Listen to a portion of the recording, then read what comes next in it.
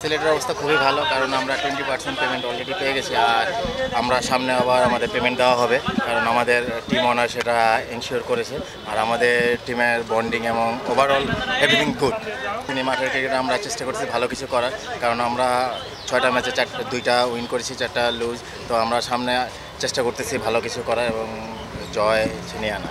দেখেন, আমরা প্রফেশনাল, আমাদের খেলতেই হবে।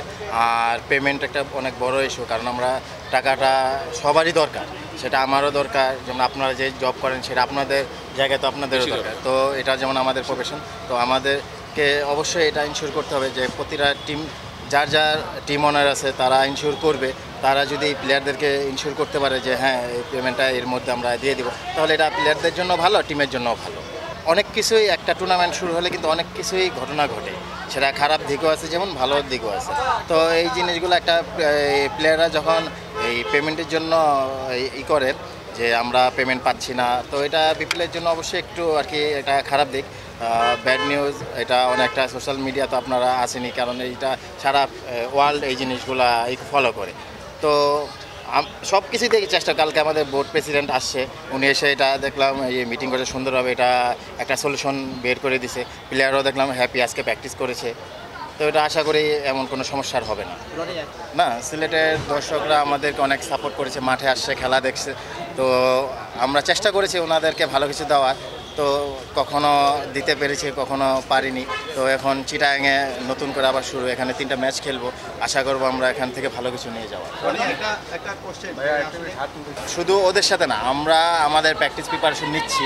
আমরা প্রতিটা টিমের সাথেই কিন্তু আমরা একই আর কি একটা প্ল্যানিং থাকে প্রতিটা টিমেরই। এখন আমরা ওদের সাথে খেলা দেখে আমরা মোরালি অ্যাডভান্টেজ দিব এমন কোনো কিছু না। আমার প্রতিটা দলের সাথেই আমরা যখন খেলি আমাদের একটা প্ল্যান থাকে, আমাদের ওই প্র্যাকটিস এই থাকে।